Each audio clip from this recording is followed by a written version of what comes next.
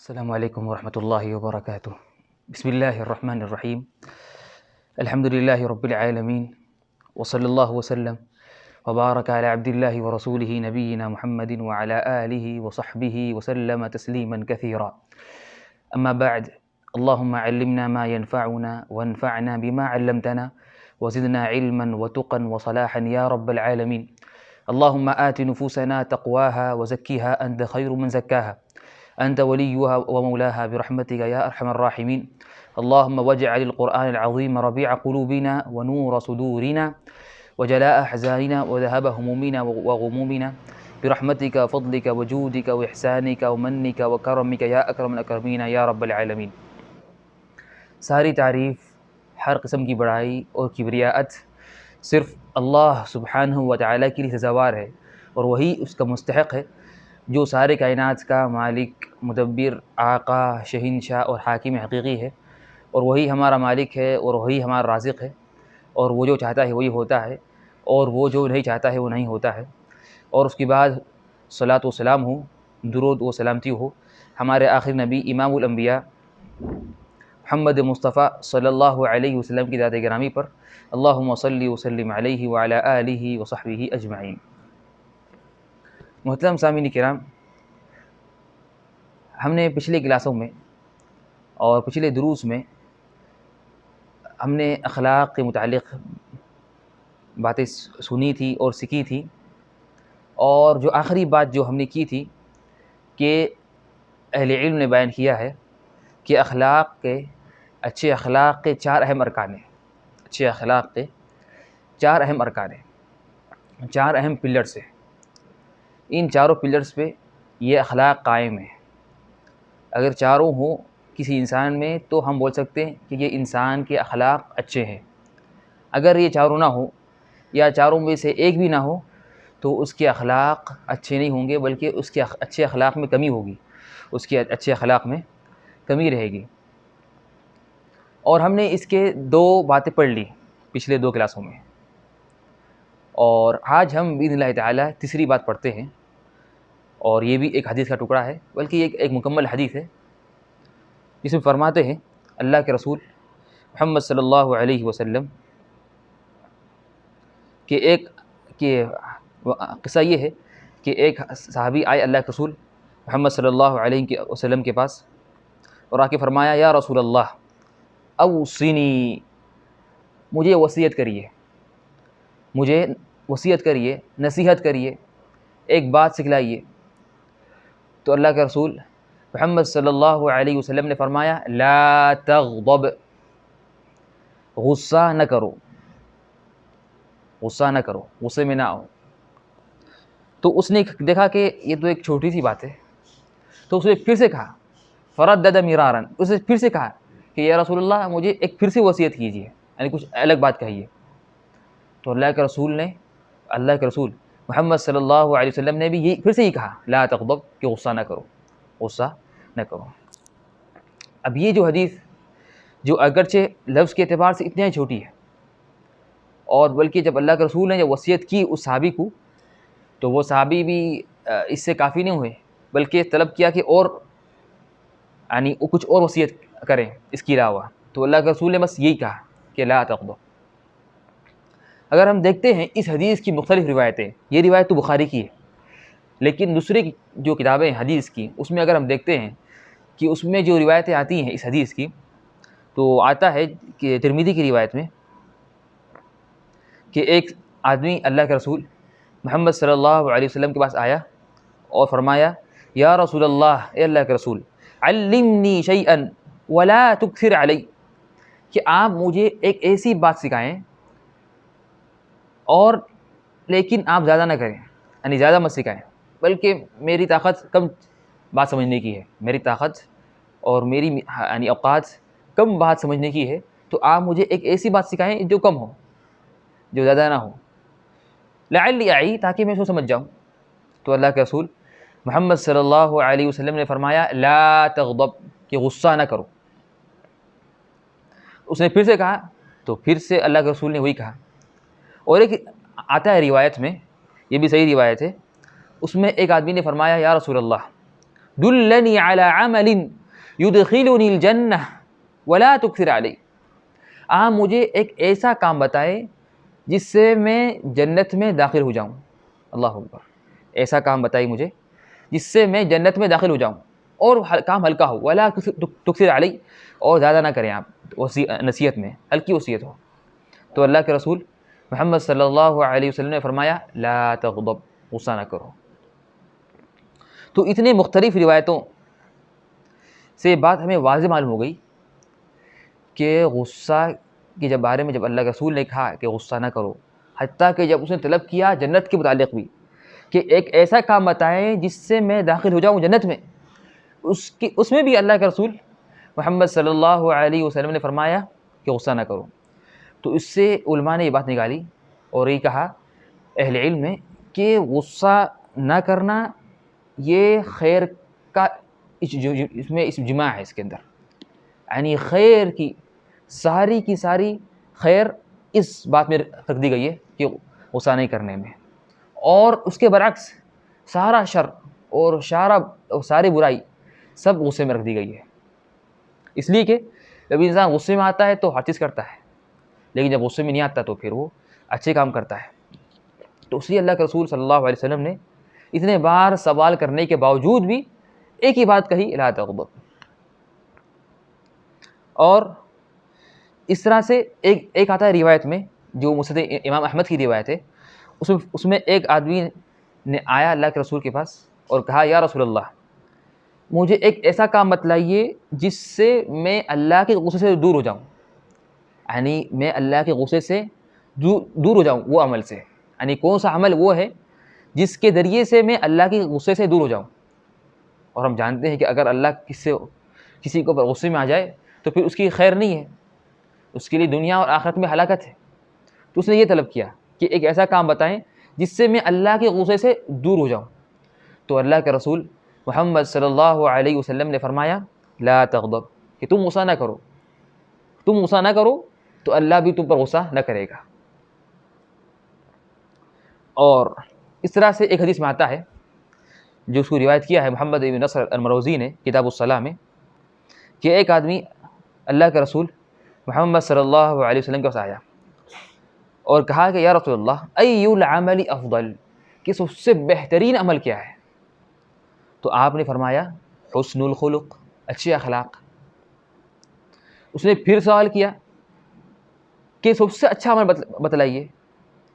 اس نے یہ گمان کیا کہ اللہ کے رسول محمد صلی اللہ علیہ وسلم شاید مجھے بولیں گے اتنے نماز پڑھو یا فلاں نماز پڑھو یا فلاں دن کا روزہ رکھو یا اتنے ذکر کرو. تو اللہ کے رسول نے ایسی بات کچھ نہیں کہی، بلکہ بس یہ کہا کہ غصہ اچھے اخلاق کا حسن الخلق.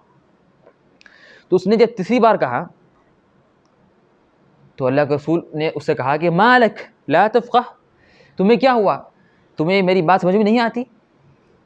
پھر آگے فرمایا حسن الخلق هو الا تغضب ان استطعت، کہا کہ اچھے اخلاق تو یہی ہے کہ تم غصہ نہ کرو. اچھے اخلاق تو یہی ہے کہ تم غصہ نہ کرو. تو اللہ کے رسول نے اچھے اخلاق کو جمع کر دیا ایک ہی بات میں لا تغضب، غصہ نہ کرو. اسی لیے اللہ اہل علم نے بیان کیا کہ یہ جو حدیث ہے غصہ نہ کرنا، یہ حدیث اخلاق کا ایک اہم رکن ہے. جب اللہ کے رسول محمد صلی اللہ علیہ وسلم نے خود فرما دیا کہ اچھے اخلاق یہی ہے کہ تم غصہ نہ کرنا، تو پھر اس کی بات کیا بات باقی رہی کہ ہم یہ حدیث کو یا یہ نصیحت کو ہم اخلاق کے سب سے اعلیٰ مراتب پر اس کو رکھیں. تو اور جب اللہ کا رسول محمد صلی اللہ علیہ وسلم نے جب فرمایا کہ لا تغضب، اس کے دو معنی ہیں. اہل علم نے اس کے دو معنی بیان کیے ہیں. پہلا تو معنی یہ تھا اس کا کہ انسان ایسے کام کرے جو کام یعنی انسان کو غصے میں واقع نہ کرے. ایسے کام کرے یعنی اللہ کے نام میں خرچ کرے، لوگوں سے اچھی بات کرے، اور یعنی لوگوں پر رحم کرے، اور غیروں پر مال خرچ کرے اللہ کی راہ میں. اس طرح سے لوگوں سے مسکراہٹ سے یعنی وہ ملاقات کرے. تو یہ جو سارے باتیں ہیں، یہ جو اگر انسان یہ اعمال کرے گا یعنی لوگوں سے اچھے اخلاق سے پیش آنا، تو یہ اگر کرے گا انسان تو خود ہی سے کیا ہوگا، اسے غصہ نہ آئے گا. کیا ہوگا؟ غصہ نہیں آئے گا. اور یہ وہ حقیقت ہے کہ اگر انسان نے کوئی اچھا کام کیا تو اس کے ضد اور اس کے اپوزٹ جو برا کام ہوتا ہے اس سے واقع نہیں ہوتا. جس نے اگر قرآن کی تلاوت کثرت سے کی اور قرآن کی تلاوت کی تو وہ گانے نہیں سنتا، اس لیے کہ اس نے ایک اپنے آپ کو ایسے کام میں مشغول کر دیا جو اچھا کام ہے، تو پھر اسے برے کام کرنے کا وقت ہی نہیں ہے. اس طرح جس نے اپنے آپ کو اچھے اخلاق میں مصروف کر دیا اور اس نے کوئی ہمیشہ یہ کی کہ میں کس طرح لوگوں سے اچھے اخلاق سے پیش آؤں، تو اس کو غصہ کبھی نہیں آئے گا، اس کو غصہ کبھی نہیں آئے گا. ٹھیک ہے. اور دوسری بات یہ ہے کہ اگر غصہ ہو جائے تو پہلا مطلب یہ تھا کہ غصہ آنے سے پہلے ہی اس کو روک دو، یعنی غصہ آنے ہی مت دو، غصہ آنے ہی مت دو. اچھے اخلاق کو اپناؤ، لوگوں سے اچھی ملاقات کرو، مسکراہٹ سے ملو، یعنی ایسے اخلاق اپناؤ جس سے انسان کو غصہ آئے ہی نہیں شروع سے. دوسرا معنی یہ ہے کہ اگر غصہ آ جائے تو کیا کرے، تو غصہ آنے کے باوجود بھی کیا کرے، وہ اپنے آپ کو کیا کرے، سنبھالے اور کنٹرول پہ رکھے، کنٹرول آؤٹ آف کنٹرول نہ ہو اور اپنے آپ سے باہر نہ نکلے بلکہ اپنے آپ کو مضبوط رکھے. تو یہ بھی دو باتیں اللہ کے رسول کی اس حدیث میں مطلوب ہیں اور مراد ہے کہ پہلے غصہ نہ آنے دیں، غصہ آ جائے تو بھی کیا کریں، اپنے آپ کو کنٹرول کریں اور ایسے کام کریں جس سے آپ کا غصہ ٹھنڈا ہو جائے اور آپ اپنے نفس پہ قابو ہو سکیں، اپنے نفس پر قابو ہو سکیں. اسی لیے اور اس طرح سے یعنی کتنے ایسے عمل ہیں جو اللہ کے رسول نے ہمیں سکھائے ہیں جس سے ہمارا غصہ ختم ہوتا ہے یا ٹھنڈا ہوتا ہے. یعنی حدیث میں آتا ہے، صحیح حدیث ہے، یعنی ایک اللہ کے رسول محمد صلی اللہ علیہ وسلم کے سامنے، اللہ کے رسول کی حضرت میں، کہ دو آدمیوں نے آپس میں لڑ لیا، آپس میں گالی گلوچ کی، آپس میں اس نے اس کو گالی دی اور فلاں آدمی نے اس کو گالی دی. استب رجلان، تو اس میں سے ایک آدمی بہت غصے میں آ گیا حتیٰ کہ اس کا چہرہ لال ہو گیا. تو اللہ کے رسول محمد صلی اللہ علیہ وسلم نے فرمایا، انی لاعلم کلمۃ، میں ایک کلمہ جانتا ہوں، لو قالها، اگر اس آدمی نے یہ کہہ دیا وہ کلمہ، لذهب عنه ما یجد، تو جو غصہ اس کے اندر آ گیا ہے وہ ختم ہو جائے گا، وہ ختم ہو جائے گا. آگے فرماتے ہیں، لو قال اعوذ باللہ من الشیطان الرجیم، اگر اس نے یہ کہہ دیا اعوذ باللہ، میں اللہ کے پناہ میں آتا ہوں شیطان رجیم مردود کے شر سے، تو اس کا غصہ ختم ہو جائے گا اور یہ ٹھنڈا ہو جائے گا. تو جب صحابہ کرام نے جا کے کہا کہ اس آدمی سے، کہا کہ ابھی تم غصے میں ہیں اور تم یہ کہہ دو، لیکن وہ اور غصے میں تھا، وہ، تو اس نے کہا کہ کیا میں پاگل ہوں، انی مجنون، کیا میں مجنون ہوں، میں تو پاگل نہیں ہوں. تو اس سے معلوم یہ ہوا کہ اعوذ باللہ من الشیطان الرجیم پڑھنا غصے کی حالت میں، اس سے انسان کا غصہ ختم ہو جاتا. اب سوال یہ آتا ہے کہ کیا تعلق ہے غصے کا اور اعوذ باللہ سے، استعاذہ سے؟ اس کی وجہ ہمیں معلوم ہوگی جب ہم پڑھیں گے ایک حدیث، یہ بھی صحیح حدیث ہے. اس میں آتا ہے کہ اللہ کے رسول محمد صلی اللہ علیہ وسلم فرماتے ہیں کہ غصہ شیطان کی طرف سے ہے. اس لیے کہ غصہ میں کیا ہوتا ہے، گرمی ہوتی ہے، اور شیطان بھی پیدا کیا گیا آگ سے، شیطان آگ سے اس کی پیدائش ہوئی ہے، اور غصے میں بھی کیا ہوتا ہے، انسان گرم ہوتا ہے. تو اس لیے غصے کی اہم وجہ شیطان ہے، غصے کی اہم وجہ کیا ہے، شیطان ہے. تو اس لیے اگر ہم شیطان کی پناہ مانگ لیں گے اور اللہ کی پناہ میں آ جائیں گے شیطان رجیم سے، تو یہ غصہ ختم ہو جائے گا. اس لیے کہ غصے کی وجہ ہی شیطان تھا، غصے کی وجہ شیطان تھا. تو اس سے معلوم ہوا کہ غصے میں خیر ہی نہیں ہے، غصہ ہے شیطان کی طرف سے، اور شیطان کا ہر عمل برا عمل ہے. تو اس سے بات واضح معلوم ہوئی کہ غصہ، ہم نے جو بھی پڑھی حدیثیں، کہ کتنی اہم بات ہے کہ انسان اب غصے کو اپنے آپ کو سنبھال کے رکھے.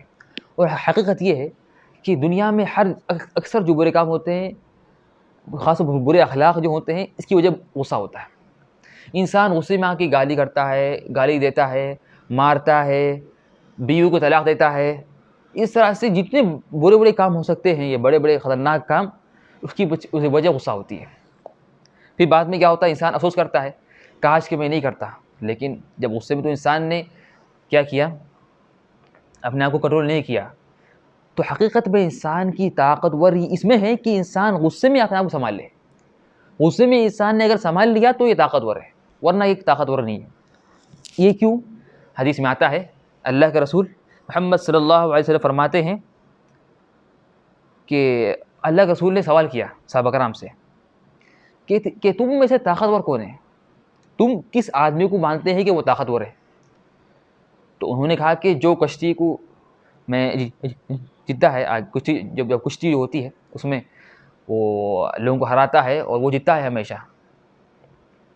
تو اللہ کے رسول محمد صلی اللہ علیہ وسلم نے فرمایا نہیں، یہ طاقتور نہیں ہے، بلکہ فرمایا لیس شدید بالسرعہ، یہ طاقتور وہ نہیں ہے جو سرعہ میں یعنی کشتی میں جیت جائے.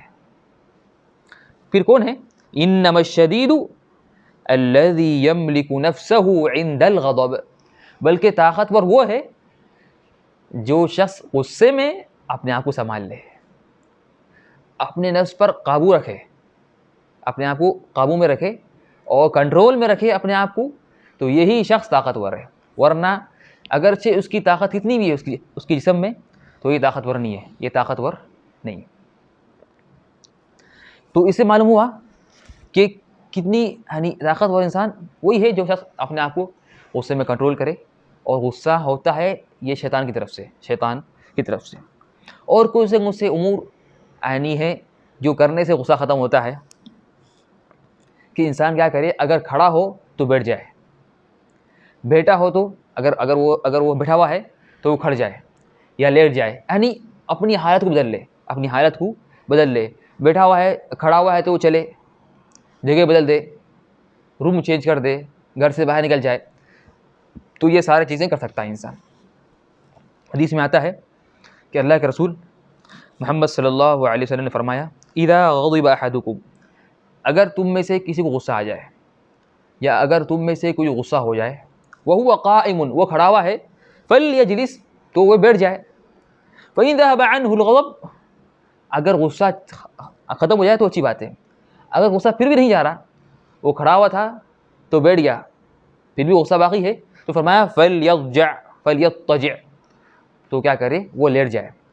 اگر کھڑا ہوا ہو تو بیٹھ جائے، بیٹھنے کے باوجود بھی اگر غصہ نہیں جا رہا تو لیٹ جائے. نہ اس کی وجہ یہ بیان کی گئی کہ اگر کھڑا ہو تو طاقت زیادہ ہوتی ہے انسان کے ہاتھ میں، تو وہ زیادہ اس کو جو دل میں آتا ہے جوش یا جسم میں آتا ہے جوش کہ وہ کیا کرے، اپنا بدلہ لے یا اپنا غصہ پورا کرے. اگر بیٹھا ہوا ہو تو ذرا کم ہوتا ہے، اگر لیٹا ہوا ہو تو اور کم ہو جاتا ہے. تو یہ وجہ تھی. تو اگر اب اس میں اب یہ ہوتا ہے کہ انسان غصے میں کیوں آتا ہے، اس کی دو وجہ ہے، یا تو حق سے غصے میں آئے یا تو باطل سے، یعنی یا تو وہ خواہ کے غصے میں آ رہا ہے، یعنی غصے کی وجہ ہی نہیں ہے، یعنی وہ خود ظالم ہے یا غلطی اسی کو خود ہوئی ہے اور غصے میں آ رہا ہے. اور یہ بھی ہوتا ہے آج کل اکثر لوگ خود غلطی کرتے ہیں اور غصے میں خود آتے ہیں. تو یہ تو بڑی مصیبت ہے. یا تو انسان کئی مظلوم ہوتا ہے، یہ بھی ہوتا ہے کئی بار کہ انسان خود مظلوم ہوتا ہے اور تو پھر وہ غصے میں آتا ہے کہ اس پر ظلم کیا گیا، نعوذ باللہ، تو وہ کہتا ہے کہ ظلم کیوں ہوا میرے اوپر. تو اگر وہ ظالم تھا، اگر وہ خود غلطی پہ تھا، تو یہ تو بلا شک اس نے دو کام اس نے برے کر دیے. ایک تو اس نے جب غلطی کی پہلے، پھر غصے میں آ رہا اس کے اوپر، تو اس نے دو برے کام کیے. اس نے کیا کیے؟ دو برے کام کیے. تو چاہیے کہ فوری غصہ کو ختم کر لے. اور لیکن اگر کسی نے مظلوم ہونے کے باوجود بھی اس نے کیا کیا، اپنے غصے کو پی لیا، تو اس کے لیے انتہائی بڑا ثواب ہے. حدیث میں آتا ہے، صحیح حدیث ہے، اللہ کے رسول محمد صلی اللہ علیہ وسلم فرماتے ہیں من کظم غیظا، جس نے غصے کو پی لیا، وهو يستطيع ان ينفذه، حالانکہ وہ اس کے طاقت میں ہے کہ وہ غصہ پورا کرے، یعنی اس کی طاقت، اتنی طاقت ہے اس کے پاس کہ وہ جس سے غصے میں آیا اس کو جا کے مار سکتا ہے، یا اس سے جو بھی اس کو کرنا ہے وہ کر سکتا ہے، طاقت ہے اس کے پاس. لیکن اس کے باوجود بھی وہ اللہ کے لیے صرف اپنے غصے کو پی لیتا ہے. تو کیا اس کی فضیلت ہے اور کیا اس کا ثواب ہے؟ دعاہ اللہ یوم القیامہ، اللہ اسے پکاریں گے قیامت کے دن، علی رؤوس الخلائق، سارے لوگوں کے سامنے، سب لوگ جمع ہوں گے حشر کے میدان میں، سارے لوگ شروع سے آخر تک، آدم علیہ السلام سے لے کے قیامت تک جتنے لوگ آئیں گے سب جمع ہوں گے. تو اللہ تعالیٰ اسے پکاریں گے، اس آدمی کو، ان ساروں کے سامنے، اور پھر کہیں گے کہ نا یہ سامع حوریں ہیں، ان میں سے جو چاہے لے لے، ان میں سے جو چاہے تم یہ حور لے لو. کیوں اتنی بڑی فضیلت کیوں تھی، اتنا بڑا ثواب کیوں تھا اس انسان کے لیے کہ اس نے دنیا میں غصہ آنے کے باوجود، اور اس طاقت بھی تھی کہ غصہ پورا کرے، پھر بھی اس نے اپنا غصہ پورا نہیں کیا، پی لیا اور غصے کو ختم کر لیا. تو اللہ تعالیٰ نے کیا کیا، اس کے بدلے قیامت کے دن اسے انتہائی بڑا ثواب اسے عطا کرے گا. اور عام جو بھی ہم عمل کریں گے دنیا میں اللہ کے لیے، اس کا بدلہ قیامت کے دن ضرور ملے گا. وَمَن يَعْمَلْ مِثْقَالَ ذَرَّةٍ خَيْرًا يَرَهُ، اس نے ذرہ برابر بھی خیر کیا تو اللہ قیامت کے دن اسے دیکھے گا اور اس کا بدلہ دے گا، اور اس کا بدلہ دے گا. اب یہ رہی بات کہ غصے کے متعلق. اب ہم کبھی کبھار غصہ میں ہونا یا غصے میں آنا اچھی بات، یہ مشروع ہے اور اچھی بات ہے. یعنی ہمیشہ غصے میں نہیں آنا، یعنی اصل تو یہ ہے کہ انسان غصے میں نہ آئے، اصل تو یہ ہے کہ انسان غصے میں نہ آئے. لیکن کبھی کبھار غصے میں آنا ضروری ہوتا ہے، بلکہ اس وقت غصے میں نہیں آنا یہ کمزوری ہے. اصل تو غصے میں نہیں آنا چاہیے، غصے میں آنا یہ کمزوری ہے. لیکن کبھی کبھار الٹا ہوتا ہے کہ غصے میں نہ آنا کمزوری ہوتی ہے اور آنا یہ ہوتی ہے طاقتوری. یہ کب ہے؟ یہ جب ہے کہ جب اگر انسان نے دیکھا کہ اللہ کے حرمات کا خیال نہیں کیا جا رہا ہے، اللہ کی جو حرمات ہیں، اللہ نے جو چیزوں کو حرام کیا ہے، لوگ اس کی پابندی نہیں کر رہے، لوگ اللہ کی بات نہیں مان رہے، تو وہ اس حالت میں غصے میں آ سکتا ہے.